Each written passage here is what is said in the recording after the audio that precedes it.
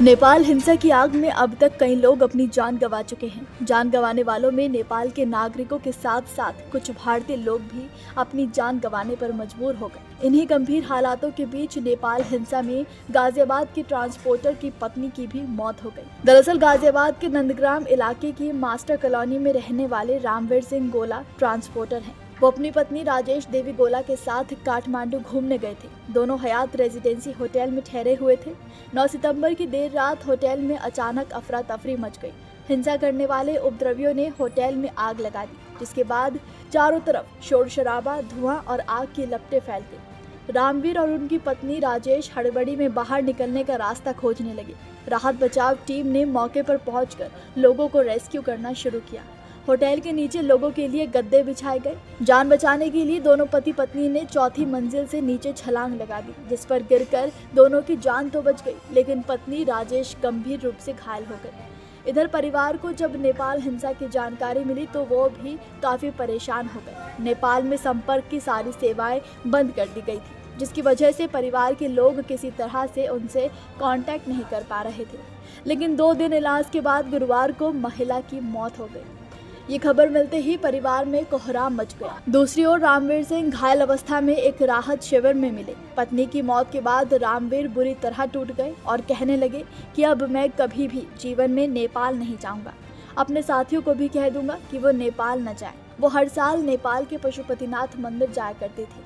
India के हजारों पर्यटक वहां परेशान हैं। उत्तराखंड, एमपी, राजस्थान और दिल्ली के लोग भी वहां पर फंसे हुए हैं। तड़प तड़प कर वापस आने की गुहार लगा रहे हैं। तो वहीं नेपाल में यूपी नंबर की बस पर पथराव करने की भी कुछ तस्वीरें सामने आई हैं। दरअसल आंध्र प्रदेश से 100 तीर्थयात्री 2 बसों में सवार होकर आए थे। बनारस घूमने के बाद सभी यात्री नेपाल के पशुपतिनाथ मंदिर गए थे।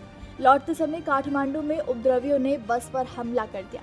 उपद्रवियों ने पत्थर मार मार कर बस के कांच तोड़ दिए, साथ ही लोगों के बैग और मोबाइल भी लूट लिए। पथराव में 4 से 5 यात्री बुरी तरह घायल हो गए, जिसके बाद सभी यात्रियों को फ्लाइट से दिल्ली भेज दिया गया। उपद्रवियों के पथराव के बाद बस ड्राइवर ने सभी को काठमांडू एयरपोर्ट पर छोड़ दिया। ड्राइवर बस लेकर महाराजगंज के सोनाली बॉर्डर पर गुरुवार शाम पहुंचा। तो वहीं नेपाल से भागे हजारों की तादाद में कैदियों में से भी काफी कैदी पकड़े जा चुके हैं। जेलों से भागे गए 22 कैदियों को एसएसबी ने यूपी बॉर्डर से पकड़ा है। बलिया के Murli Manohar town degree college के 3 प्रोफेसर भी नेपाल की राजधानी काठमांडू में फंसे हुए हैं।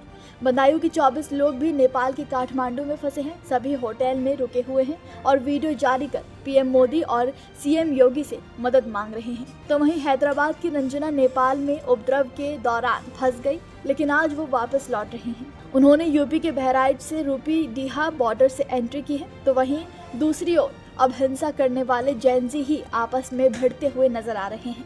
नेपाल में अंतरिम पीएम के नाम को लेकर सहमति नहीं बन पा रही है।